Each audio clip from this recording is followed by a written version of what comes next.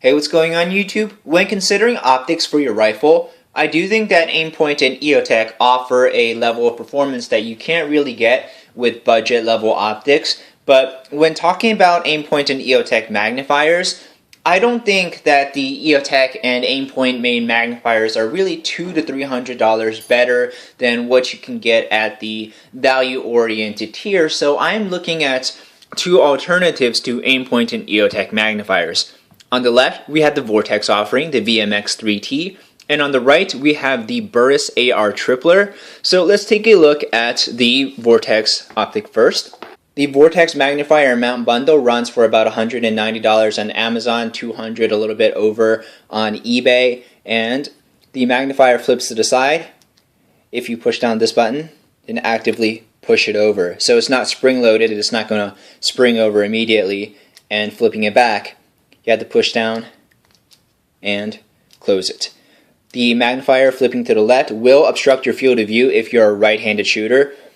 The magnifier attaches to the mount with these screws, and there is a shim that you can use if you need additional height for your magnifier to get good eye position.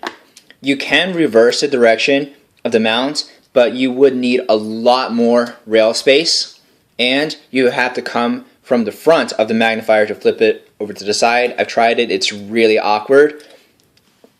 And then you can use these two windage and elevation dials to change the position of the dots in the magnifier. This is not going to affect the zeroing of your optic. Your optic will remain zeroed at wherever it is. This will just change wherever the optic is from where you see it in your magnifier. Alright, so very good, solid, robust unit. Let's talk about the Burris. The Burris AR Tripler magnifier and mount bundle will run you about $210 on Amazon and around the same price on eBay. The mount comes with the Burris quick detach system, and this is the best quick detach system I've ever used. It's a 2-point system, meaning if you just try to open the tab like this, it's not going to budge. But you have to push down on this tab within the tab to release it, and then you can open it, and you can adjust the tension with this thing. So I don't know if you guys can see that my camera's not cooperating right now. It's not really behaving. So you can use this wheel to adjust the tension of the lever for different spec rails, Weaver versus Picatinny, but most of you will be using Picatinny rails.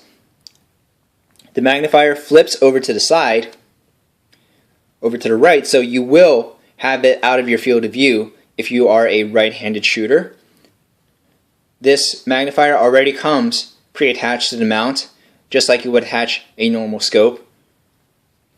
And the magnifier comes with this tool to adjust the centering of the dots. It has a focus lens. So does the Vortex. I forgot to talk about that. But that's pretty much it for features of the Burris unit. So let's go head-to-head in some direct comparisons. Product specifications are listed on the product page and on the box, but I want to do some tests myself. The Vortex weighs 11.8 ounces, and that's without the riser shim. And the Burris weighs 11.9 ounces, so very similar in that category, but you also have to remember this does have a quick detach mount. Quick detach mount attaching to the Vortex is going to increase the weight a little bit. To test eye relief, I'm going to mount these optics onto this Picatinny rail and mark the distance from the lens to where the camera begins to focus. First, we're going to take a look at the Vortex. This is the point where the image first resolves, and looking down at the ruler, it's about 2.3 inches. With the Burris attached, this is the point where the image first resolves, and we are about 2.6 inches away from the eyepiece. So the Burris wins very slightly. Okay guys, this is the setup I'm using for field of view testing of the magnifiers. I'm using a Magpul PMAG as a makeshift monopod supported by a bipod, so we know we're looking out over at the same place every time. We're just going to be looking out over an area of my backyard, and we're going to be looking through the Burris first.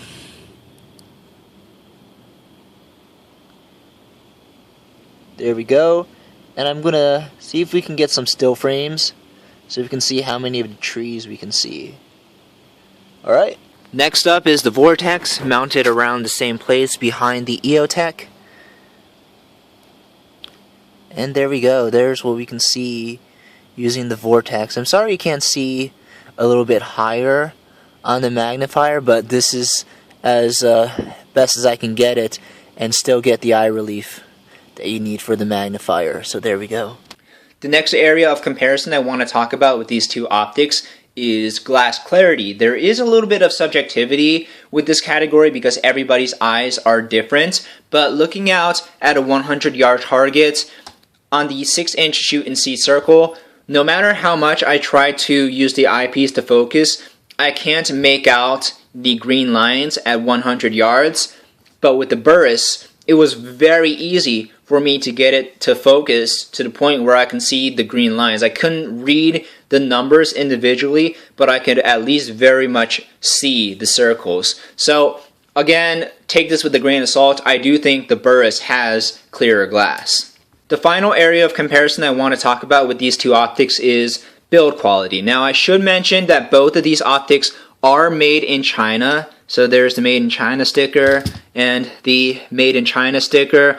Apparently Made in America is a big deal for a lot of people, but then they go gaga over Austrian-made pistols and Swedish-made aim points. But moving on, the build of the Vortex, there's really nothing to scoff about. The mount is really secure, just really pressing hard. There's no flex to it in either direction. Torquing it down was really easy. It's always remained tight for me. With the Burris,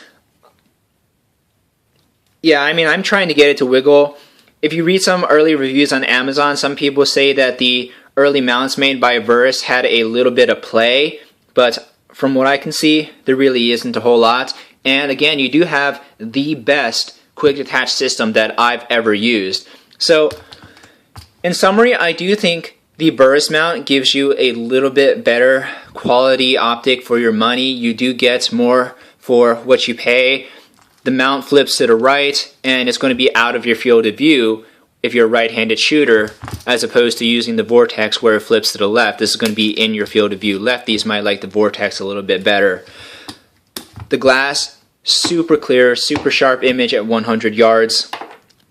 Nothing to complain about regarding the build quality, and you know, this is going to find a permanent place on my Tavor. Thank you very much for watching this video. I hope I was able to help you make a purchase decision. My name is David, and I will see you next video.